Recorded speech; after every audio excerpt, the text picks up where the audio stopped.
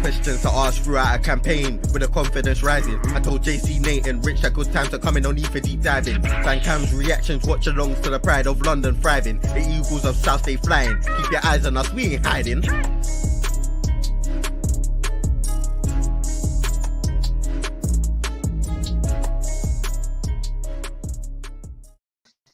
Yes, guys, eagle-eyed falling downstairs here. And this is the West Ham match reaction. I'm joined here with Rich. How you doing? I'm all good. I'm all good. Massive away win. Back-to-back wins as well. Buzzing. Rich, did you clean up them Legos? All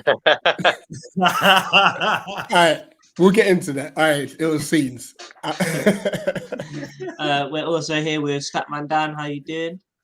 Yeah, I'm all good. Palace win. I'm happy. And finally, Mr. Nate, how you doing? Mikel Antonio, come outside, bro. And there's a West Ham fan on Twitter. It's okay. We're here for you. Because apparently Zaha dives, but we'll get into that. Nah, mate, I'm good. Listen, last minute winner, not charity professional football club settings. Life's good, man. Life's good. 100%. I think we all want to talk about how we won the game. Mm-hmm. But I think before we even started playing, we're looking at the lineup. We're seeing Wardy dropped after he had a very good game. We're seeing Luca dropped after he had a very good game. And we're seeing Edouard out of a hamstring injury. What's your first thoughts when you see that team come out, Rich? You know what? I actually didn't mind it. It was good to see Kleiny back and stuff. Obviously, realistically, regarding Ward and Kleiny, I weren't too phased. The one thing I was looking for is Chet Corey. And that's no slander on Luca because he actually played well. But it was like, when he plays, I just feel a lot more secure, like defensively and stuff, and just even on the ball as well. So it's just crazy that, like, I mean, I'm sure we'll get into it. The team lineup weren't even the biggest surprise. It was how we shaped up, we set up. But yeah, all in all, I'm so happy. So happy. Yeah, it was a great way of how we set up, because we set up ever so slightly differently to get all of our fit players into the team all at once. Dan, what was your thoughts on that starting lineup? To be honest, I thought the same as Rich. Really, I was happy that Doucouré was back. Absolutely. Also, again, whilst Wardy did play well, I do think Klein is the better option. These days, I do think Ward's better as a backup centre back. To be honest with you, and obviously Edouard was a disappointment. I think we do. I think he's a very good focal point for us, and he has been recently. So I think the fact that he wasn't playing, I think, was a bit unfortunate. But overall, it was the strongest lineup we could have played. So, Henry, what's happening? What was your thoughts on the first 20 minutes? Because I thought we played incredibly in those first 20. Yeah, I think it was like probably the best definitely away performance so far in terms of the control we had. We seemed to have a bit more like conviction with what we were doing, and we just looked quite comfortable and quite quite just happy with what we were doing. And I just like the way that we just kept going even though we went 1-0 down, because to be fair, it did just come out of the blue, to be honest, and it wasn't a fair reflection of how the game was going at that point.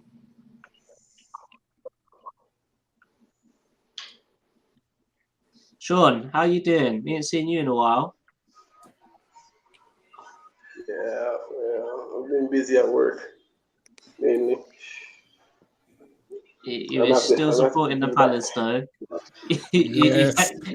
You had a bit of a moment the other week in the group chat saying you're not going to support Palace anymore. I heard about that. Oh, don't you guys. After I the really do hate Everton that game. part. I don't hate. I really do hate that part. Really do. Sean, don't worry. We've got those receipts. Don't worry. We've got the receipt. No, he's gone. Did you so expired? He's done. He's gone. And he's gone. Yeah. Well, we all know that Sean's back as a Palace fan again, so life must be good and crisp and nice. Nate, Yeah. talk to me about the first 20, because in my opinion, I thought that we played so well, and unfortunately we let it slip for a couple seconds, and then Rama scored. Tell us what happened before he scored. I'm not gonna lie. First 20 minutes, constant pressure, making West Ham make all kinds of mistakes. We didn't punish them for it. It's like being the top guy on the dance floor in the club, but you ain't drawing nothing on the dance floor. It's just dead food settings. That's literally what it was. We get punished with one absolute barnstormer of a goal, and you're like, oh, that's classic. West Ham have one shot on target in the back of the net. It felt like a bit of deja Absolutely vu. murdering them and can't score for toffee. No pun intended. But having said that, what was important was how do we respond to going a goal down against the run of play? And we saw it. We let West Ham get a little bit into the game, and then that switch was hit. Zaha put it in the back of the net, and you're thinking, all right, cool, 1-1. But the question was, are we going to let Lanzini have his one goal a season against us? Because he loves a goal against us. Oh, he I'm does. like, not this guy, please. If it weren't Mane, it's Lanzini. just enough. I hate when players haunt us like this, but that first 20, JC, listen, if we actually had players that knew how to shoot, that could have been 4, 5, 6, 7-0, period, before they'd even got their worldie. But in classic Palace fashion, no, we don't want to score a goal. Now let's just tip it around the place and hope to God it comes off in a good way. But it's just like, I'm not gonna lie, we kind of missed Edouard. I'm not saying he's this.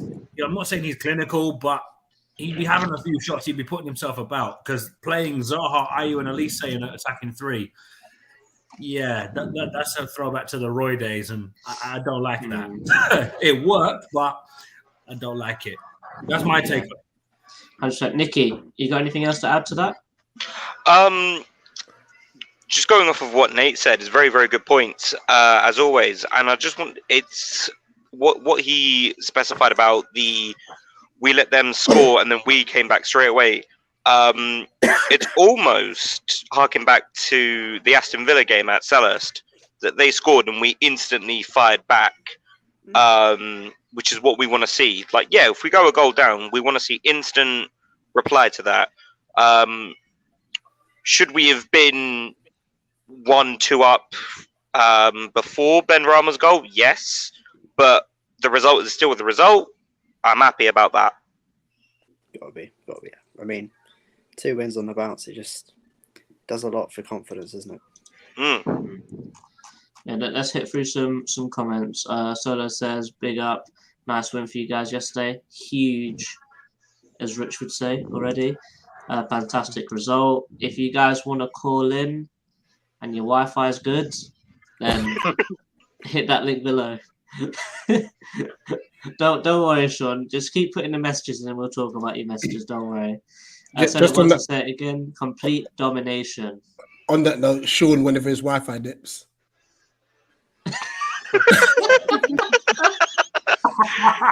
Oh no! Oh no! It makes it worse. He was wearing his yellow uniform as well. Yeah. He was wearing yellow. Yeah. My first away fixture is still pending. Can't wait. We're still waiting for your first YouTube video, mate. What's happening? Yeah. What's that? I was beaming yesterday. Last minute goal went in. Oh. Okay. JC fell a few. I have to. fell down a few stairs, didn't No, Henry, wait. That's Okay, Henry, careful. You could be kicked out if you took. Let him finish. 1 second. Yeah. All right. Hands up for everyone in this stream right now. Who went into work with an obnoxious grin? Because you already know.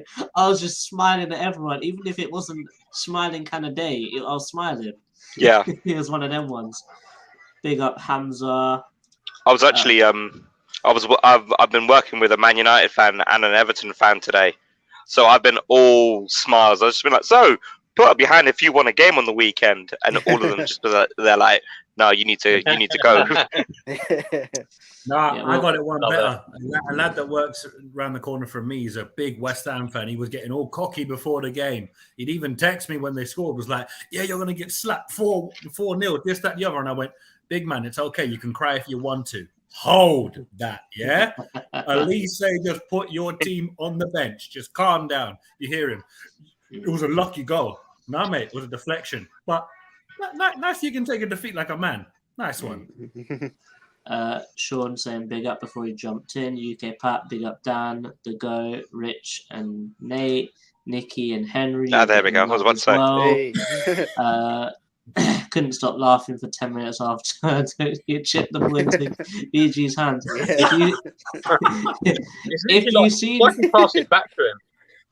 If you've seen our TikTok, it's a situation.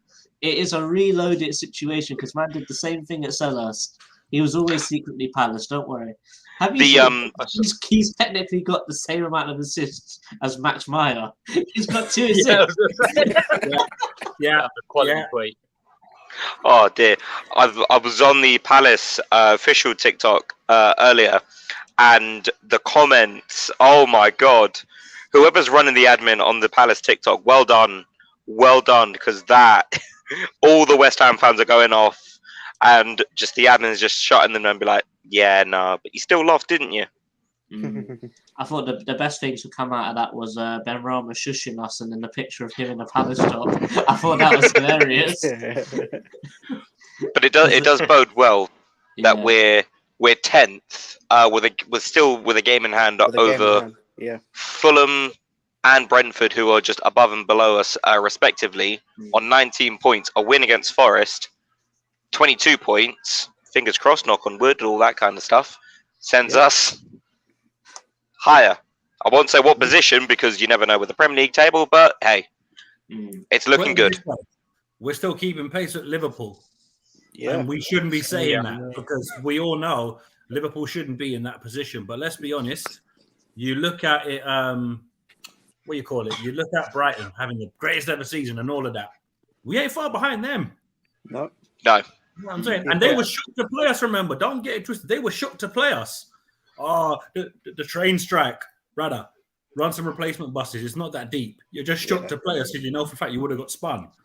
I'm not having that. I hope to God we turn up in that game whenever it's rescheduled because, mate, I'm peed off with that. The United game, we'll get to that. But West Ham fans in general, right, they were all peed off at the penalty because that was laughable. It's the fact that this West Ham fan tweeted, I hate Zaha. He's such a diving little bitch. I'm like, oh, we need to talk about Antonio, mate. Come outside, brother. Come outside. Yeah. I'm right. I've got a huge list of contenders for Baller of the Week for tomorrow's Premier League review show. Nay, I will say you are actually one of them. Just purely for that tweet. I'm not gonna lie. I'm actually shocked at how well it did. I was like, "Yo, all right, cool." Remember me when you're famous, Nate. Brick of the Week's got to be Antonio already, though, isn't it? It's got to be. I don't know.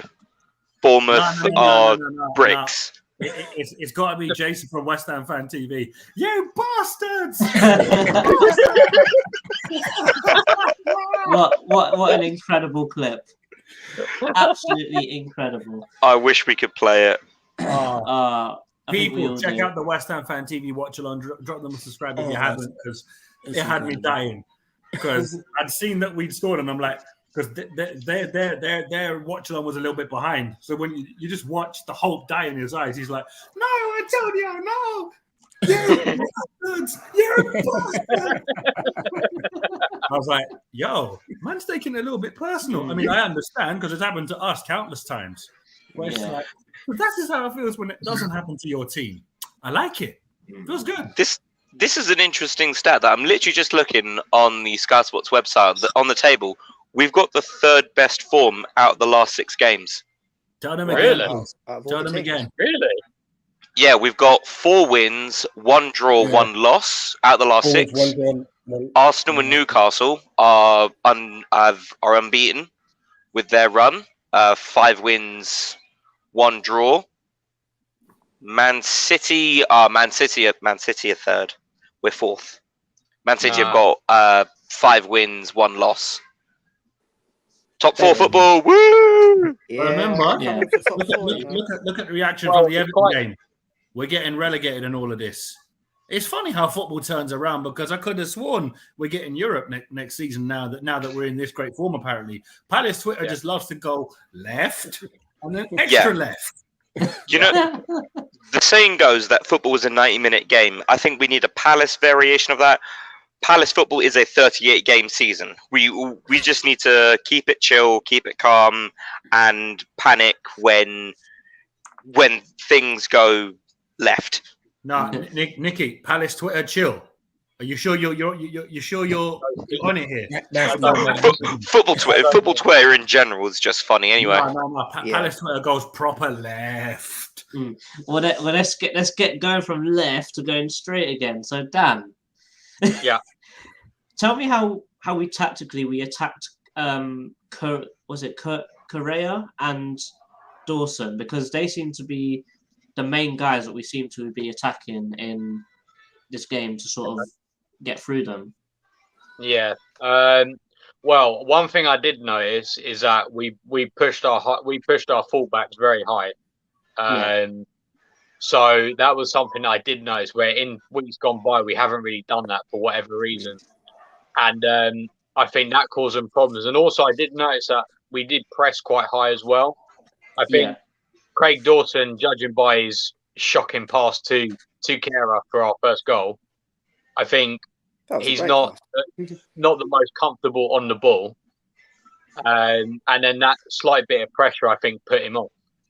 Because West Ham aren't the kind of side to build up quickly. They're not, they're not like they don't play like us in that sense, or like Brighton or someone like that, where it's all about the short passing and stuff like that.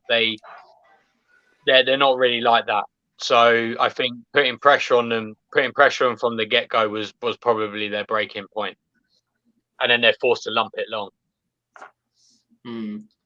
Because I thought it was, as you said, the pass and the link up sort of between Dawson and the right back. They don't seem like they knew what they were doing. Dawson sort of passed a little bit too far in front of him. He stretched, and it was a bad touch. And Eze capitalised, slipped into Ha. And I tell you what, that was a great touch and finish, because if he didn't snap at the chance, Dawson's getting that off him, isn't he? Well, yeah.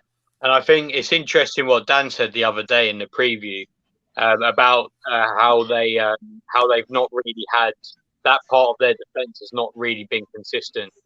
I think Dan was saying that they've had quite a few, they've had Kufal playing there, they've had is it Johnson playing there as well. Yeah. Sometimes Kera's played in the middle next to Zuma. So I'm wondering whether their unfamiliarity playing there also perhaps played a part. And maybe we purposely knew that and then targeted that. I think we score. I think 41 minutes. We go into half time, and I think both teams are pretty happy with how things are going. I think West Ham fans are probably happy with that they're currently sitting at a point because of how poor they're playing, and I think we're happy because we're actually playing well at home, away from home. In my opinion, we sort of are playing a bit like as if we were at home. So, which I was actually very pleased with in the way of how we've always been calling for it. Why can't we play like we do at home away? And we seem to do that. at West Ham. What do you think about that, Rich? I think that was the biggest take from yesterday's game for me. You know, the fact that I would say for 80 minutes, we were in complete control. The only 10 minutes I would say that West Ham maybe, and it's not any pressure that we were under, but they had a bit of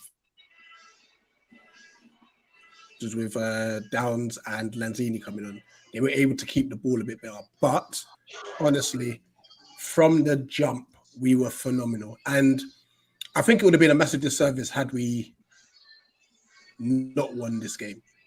You know, but at the same time, I think as a team, we've got to try and make more chances out of the possession we have, because we didn't really have many shots when you actually look back at it. We had some nice passages of play, but not really anything clear cut. I think Zaha scored, Olise scored, and other than that, I think it was Eze had 2 shots. I think. I disagree with that completely, because with the stats here, you can see we actually had 15 shots to their 5 in this. But how many worked Fabianski? 6.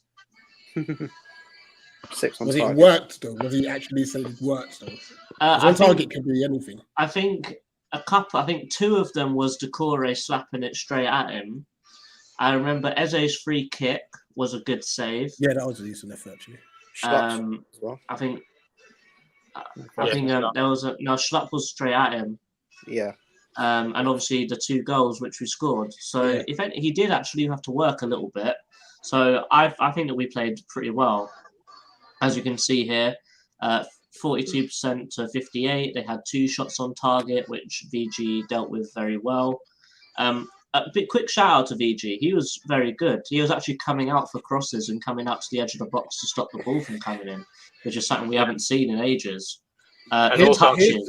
His throw out for our second goal was so key, because he could have slowed the game right down. Oh yeah, he could have just sat on the ball.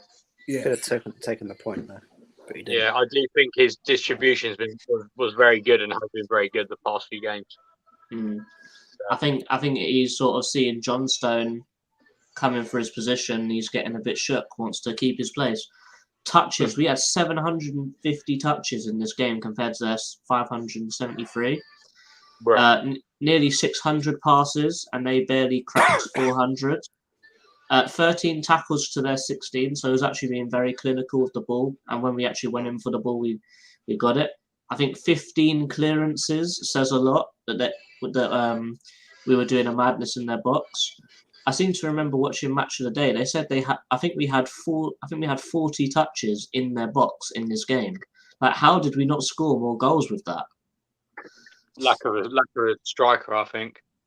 And then you guys can read the rest of these stats yourself. But looking at all of that, Henry, give us an overall of how you thought the game went, as looking at the stats there, and then from your personal view. The stats kind of tell the story for me, because I think we had more possession, which suggests that we had more control of the match. We had more shots, even though maybe, like Rich said, not too many of them were like causing mad saves, but we were definitely looking more likely to score than West Ham throughout most of the match. I can't really remember too many times where like I was really, really scared that West Ham were going to score. I mean, don't get me wrong, that obviously with Palace, there's always a few nervy moments here and there, but I felt like by and large we were dealing with it, and I think the way that we kind of the way that we controlled the midfield just allowed us to get into better situations, and that was key, because in games away from home before, I remember us being really kind of, especially the Everton game, we were kind of passive in midfield, but Decore I thought he was immense, just winning tackles, you know. He's always calm. He never panics really. And even when he is put under like situations where you think he might lose the ball, he just finds a way. He always finds a way. Definitely. Henry, thank you very much. It's been a pleasure having you on the show. Oh, okay, I'm off now then. Cheers. Thank you very much for coming on. Yeah, we try Alright. and get some more guests through if they come on. Yeah. I'll see you next game. Cheers. Cheers. Alright, man. See you after the game, Henry. Cheers. Take Bye bye. Well, yeah, we'll move on to a bit more of a mini tactical. If Dan, you'd like to help me out here. Yeah, go on. Oh, this is like Inception here. Wait, one sec. Well, infinite screen. There we go. Here we go. So, this is how we set up. I think both teams set up in a 4-2-3-1 formation. And I think that Vieira did something quite clever here, noticing that he didn't want to play Mateta for some reason. We're not going to dwell on that, I don't think. But for him to find a method of getting all of our best players in Olise, Eze, and Zaha all playing in a position which they're comfortable, to do a little swap and change how our front three works, I think is quite shrewd of what he done. So instead of having Olise out on the right, he put Ayew there, put Olise in the middle with Eze out on the left, with Zaha up front. I think this worked pretty well because we did see Olise drop in very, very, very deep to try and grab the ball because we saw us sort of in this formation. Olise would drop so deep, Gay and Anderson would probably give him the ball. But what I did like was when this happened, Eze and Ayew both tucked in, which I thought was very nice. And that gave Zaha the freedom to literally run the channels because we saw many times that Olise would play this ball down here, Zaha would run onto it, and then you'd see Eze, Ayew, and Schlupp all running into the box. Yeah. I think that was a very good move tactically from Vieira because I didn't see like a formation like this coming at all. No. What was your take of this position change of our front players, Dan? I thought it was nice. It gave a good balance. And to be honest, we've been saying it for ages, but I think the two actual sixes in like Decore and Schlupp holding the midfield, I think gives them license. So I did notice obviously Olise because he's naturally a right winger, he would drop to that right hand side as well, and kind of create like an overload it would create an overload with Ayew and Klein. And I think with Eze drifting in as well, it gave Mitchell that natural like space in front of him to run into, which I think is probably the reason why we saw him attacking with pretty good success, I thought, in the game. Because the way that they worked, it was very. I feel for me, I would say if I was to describe it in one word, or I guess it's two words, would be free flowing, because all four of those players, apart from maybe Eze up front, all four of those players could theoretically kind of have a go at, and do you know what I mean? So like whether it's Zaha running the lanes, Ayew could theoretically do that as well. Eze comes in, but then Olise could also play in that same position. Again, Olise drifts out to the right, so it wasn't static. It was very like they seemed to change their positions quite a lot in that sense. Like when we was on the attack, and I thought it worked very well. But then when we're looking at it in a defensive sense as well, I thought with as you said, with the 2 6s, I think we're so much better defensively as well, because when we all know Scamacca's a great forward, and I don't think any of us would deny that. When he's in this situation and we swarm him like this, he literally had nowhere to go, because Paqueta was sort of in no man's land. I think I forgot he was even on the pitch, and they spent 50 million on him. Bowen was running the channels out so wide that I don't think Mitchell was tracking him, because like the ball's inside. Why is this guy trying to run outside and he's offside as well? Ben Rama came inside, and that he got that one little pass from Paqueta in there, and he had an amazing goal.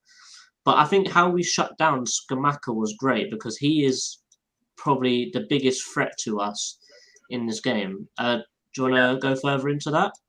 Yeah, no, absolutely. And I think because Scamacca, I mean, I think the way he's best employed. I mean, I know he's tall, which kind of does play into, I guess, his play style. But he's very much like a Harry Kane kind of striker, where he'll drop and then bring other players into it. Like I've always advocated for West Ham that Skamaka kind of drops, and then Bowen and Benrahma kind of act as like inside forwards for them to like run into.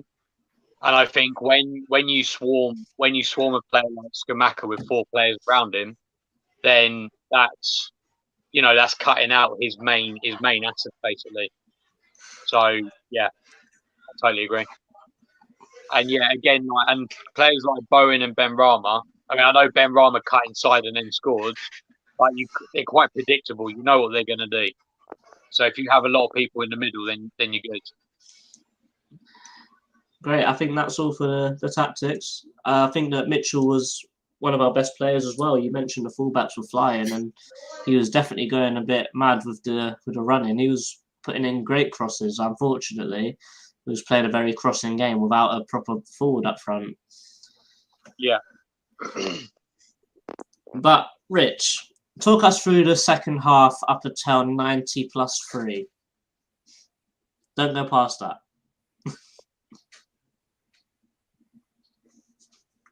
You're muted. I always do that. Sorry. Complete control. Obviously, like I said, I feel like we could have tested Fabianski a bit more, but we were getting shots off. Like at least he had a few sighters that went past the post, as he had one past the post. They nearly scored their own goal after some good work from Ayew. It just felt like it was relentless, you know.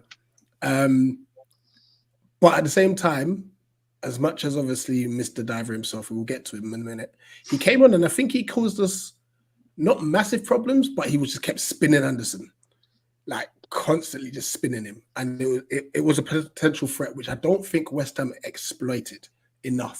I think we dealt with it very well, in my opinion, because I think what was worked on was Anderson would press and try and grab the ball as fast as possible so he couldn't turn and run. But obviously, we saw him spin Anderson 1 or 2 times. But when he spun Anderson, we tactically shifted over, if you saw. So whenever Anderson got spun, Gay was already running and already coming in. And Mitchell sort of tucked in as well. Gay dropped that 5 extra yards just in case. Yeah, and I think that was worked on, because when Antonio dropped Anderson, Mitchell and Gay moved over, so they were sort of playing as 2 centre backs. Obviously, if Bowen had a brain on him, he would have kept running that channel and he would have been on his own. But he didn't. He got dragged inside as well. Absolutely. And obviously, one of the times that Anderson went a bit too touch tight led to the penalty decision. Now, you know what? I have to give the referee credit. Because normally, whenever the referee goes to the screen, to save face, they will just go with the on-field decision. It didn't look as if he was going to give it in the first place, but obviously the fans and the pressure from the players, he gave it. Maybe he thought, let me give it so I can have another look at this. Because I don't know if I would have got him to stop had he said, no, it's not, if that makes sense. So, and he's going to look at it and I'm thinking, please overturn this, because it was never a pen. No. Never a pen. Gay was clever. Like he had a little go at him, but knew when to let go. Antonio, he just tried to buy it. And it was similar. He made a meal of it. Massive meal. Similar to De Bruyne's one against Fulham. That was not a pen. No. He's made a massive meal out of it. So for Tierney, I believe it was. Yeah, Paul Tierney. Credit to you. Credit to you, because a lot of referees would have said, you know what, I need to save face here. I've made a mistake. I don't want to look embarrassed. And he's overturned this decision. So fair play. Is this us praising VAR? Oh my God, it's the end days. It never goes our way. So we have to give it its props. So just to make sure that I don't go past the allotted time, Antonio, thank you for what you did next. Well, we're not going to speak about that one next. I was going to speak to Nate about the. Do you know what I just thought? The referee yesterday was the same ref at Leicester. which is mad because he was the one we were absolutely frying in the away end. So it's nice that he actually has half a brain. I'm not going to give him too much credit because the man wouldn't give out yellow cards for nothing when we went up away at Leicester. But to be fair to him, yesterday he actually did get the one call he needed to get right. But I'm not going to lie, if that's us, we're taking a penalty like that all day long. But it was nice to see it. Finally, VAR is used for its actual purpose, not just to benefit the bigger teams. Because had VAR worked properly when we played Liverpool at the turn of the year, Jota's penalty wouldn't have been a penalty. But we won't go there. It's way in the past. Yeah. One day Let's continue. Well, yeah, Nicky, we had a penalty shout of ourselves with Eze. In my opinion, I think Eze should have just swung his foot at it because he was clean through. Yeah. And he had the ball bounced up. He could have hit it on the volley. He could have taken a touch and hit it, swung a leg at it. But he sort of was in the same sort of scenario. He sort of felt the touch, tried to play for it, went down, and he just looked like a bit of a fool, in my opinion. Yeah, I think that it's not just a thing that just one team will do. If you're getting tackled in the box and you feel like you're gonna drop down to the floor, you're gonna try and sell it as best you can to give your team a penalty. Both teams just came off looking a little bit really guys, but it's gonna happen. And then Dan, Mikel Antonio down the wing. Gay falls over. It's looking like it's going to be a clear goal. Gay gets up and recovers, and then talk us through what happens next. Well, Mikel Antonio very kindly passed it back to Vicente Guaita. You know what? I agree with Earth because when he said he keeps laughing at it, I'm looking at it thinking, he literally just said, "Here you go." Hey, yo, big man, hold this. This is the thing. It wasn't even like good defending or like it was a cross and like Grady just pulled out a mad catch or something like that. He literally like chipped it to him. He literally chipped it to Guaita. That's the thing. Like I just don't even. You got to remember though, Antonio is from Tooting, so he knows where he's from. So he knew not to. Remember, Victor Moses had the opportunity to score against Liverpool in the so-called Cristanbul. What happened? He put it over the bar. People don't forget. You know what I'm saying? But now, listen, to be fair, I was like thinking, mate, if there's a way to piss off a whole heap of cockneys in a rented athletics track, big man, you done took the Nobel Prize, the Pulitzer Prize, the Oscar, the Grammy. You got all the prizes you could ask for. It's just like, if that's Mateta, mate, it would have been scenes, but no, it's just classic Antonio because he did it at Selhurst Park as well. It was like, cheers, Mikel. Nice one, mate. Literally. And then Guaita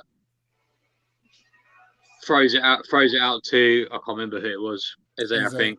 Eze cuts inside, leaves Rice for dead. Pass it to Zaha. Zaha sees Elise out wide, does his trademark cut, shoot, slightly deflected, and then loops into the goal. 2-1 Palace. Legos everywhere. Limbs a clock. Limbs a clock. Yeah. Limbs in the away end, and then the early train to Southend is very busy. Sorry to cut you, Dan. He left who for dead? Who's this? Oh, you mean rice pudding? Oh, okay. Say nothing. Yes. Yeah. Goals go in. Limbs a clock. JC fights the stadium. Pagan that chose England over Ireland. How's that looking now, mate? You know what's funny about the fight in the stadium thing? I didn't even know until I watched the video. Rihanna didn't tell me nothing. She didn't tell me about the drug dealing, the balaclava. I'm not gonna lie, that got me. She didn't tell me nothing. Apparently, I'm having a fight with the athletics track as well. I will just say one quick thing. It's a bit of a shift change. I don't know if this was brought up, but Joachim Andersen announced the first Palace player announced for the World Cup. So well done to him. Well deserved. He deserves it. I think he's been one of our best players this season, definitely. Oh yeah. Oh, I'm not sure if we'll get another Palace player called up. I So, reckon we'll have Ayew or Schlupp, but that's about it. I think Gay. Yeah. I think Gay. Well, the man to ask on that is Rich. Do you reckon Schlupp and Ayew will go, Rich? So I was watching the TikTok. You see, this guy said, I don't know how to use it. A man's addicted to it already. Yeah. I didn't say I've uploaded anything. I'm just watching it. I'm just watching exactly. I mean, I'm just sorry that you didn't enjoy your sausage. Schlupp and Ayew. Whoa. Big pause. Bruh. Hey, he said it, not me. He said, the sausage at West Ham was horrible. I'm just saying. If you think West Ham, you know about the sausage there. Tell you what, I did see one Palace fan, Mark. He posted his portion of chips that he got at the London Stadium. I think he paid something like £7 for like 5 chips or something like that. That's No, their prices are mad. That is mad. To answer your question, though, Nate, I think Ayew will go. I don't expect him to start, though. I think Schlupp, I'm hoping, I think he can give us the energy in midfield that we need, to be honest, and experience as well. But I won't be mad if neither go, because I just don't want anyone coming back with stupid injuries. Yeah. There is that. And plus, you'd probably want Ghana to have a squad of players that you're connected to for the country, but they're not Palace related. If it was Palace players, you'd be like, they get injured at the World Cup, it's a repeat. I get it, yeah. But, I know that that brought up the West Ham fan TV fan counts, and honestly, some of them were just beyond funny. I was watching a whole hour last night. I know that for Ghana, Sulemana is injured, isn't he? Yeah, but there's still a chance that he can make it. We're just kind of watching it at the moment. He'll be a big miss if he wants to. Chairman saying Michael Richards on Match of the Day was saying that Antonio's dive was embarrassing. I don't know about that because Robert Snodgrass against us for Hull is up there. Yeah, that was a bad one. Yeah. I agree with Sean here. Evening, mate, what's happening? You guys can't hold on to a win. Oh, JC, don't say anything just yet, please. Let us play them first. No, I'm saying we got to play them. We got to play them after Christmas, That's New Year's Day ruined. No, I'm saying it because like they go ahead and they've done it for every match and they play so well, and then it just sort of doesn't. Yeah, it's a bit. They don't get the 3 points out of it. I think they've been very unlucky in that sense. That's why I'm saying it like that. I'm not trying to diss them, man. But other than that, guys, unfortunately, their cherries have been chopped. Their cherries have been popped. That's a sin bin. That's a sin binable offence. That was terrible. That's it. That's it. He's off for the rest of the stream now. That's it. He's gone. End the stream, Dave. End the stream. End the stream. He's gone. He's finished. He's done. It's time to go. Yeah. Oh, mate. So, if you guys haven't seen already, the vlog is out, as we can see here. Go and watch it. Why not? I think I had a nice time. You guys can see what the memes we're talking about are. This is our Twitter, obviously. If you want to go follow this, it's at Eagle Eyed Bull.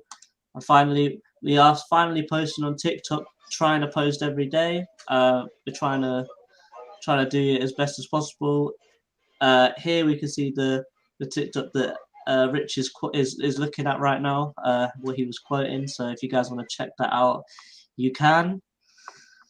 And yeah, I think that's it. Any last words, lads? Let's just quickly touch on Newcastle because we've got that coming up. I know we'll do a separate preview for it, but I was just gonna say before that, Nate, everyone gets a 10. Excellent performance. Oh, mate, listen, but man of the match for us has to be Mikel Antonio. 100%. Yep. Mikel Antonio. I agree. 100%. Well, guys, thank you for watching. This is Eagle Eye Football. This is Nate want to touch on the Newcastle game. reaction. Yeah, no. We'll do a preview for that. It's cool. Yeah, we got a preview. We're doing a record anyway. I'm not gonna lie. I'm putting that Rich, game to the back of my You're mind. already anyway. off getting enough trouble as it is. Let's not make this worse. Yeah. Well, next week for the Forest, you'll see another vlog, but you'll see Mr. Dan in there as well. Jeez. Sweet. Yeah. I will be in No the score predictions from Dan. Oh yeah, have you got the score predictions uploaded here? The results from it. No, but I can upload that quickly if you want. Because normally we do them for the previews, don't we? Yes. All right. Okay. We'll leave it for Thursday. Yeah, we'll leave it for Thursday. We'll touch on it for the preview. Yeah. People, we're Eagle-Eyed Football. West Ham's bubbles got well and truly burst. And you know what? It's nice scoring a last-minute goal. Finally.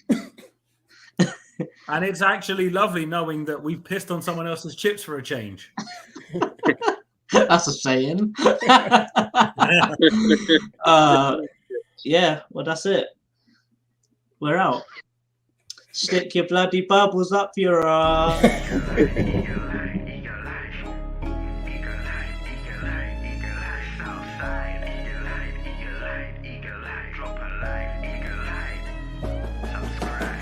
Questions to ask throughout a campaign with the confidence rising. I told JC, Nate and Rich that good times are coming, no need for deep diving. Van Cam's reactions, watch along to the pride of London thriving. The Eagles of South stay flying. Keep your eyes on us, we ain't hiding.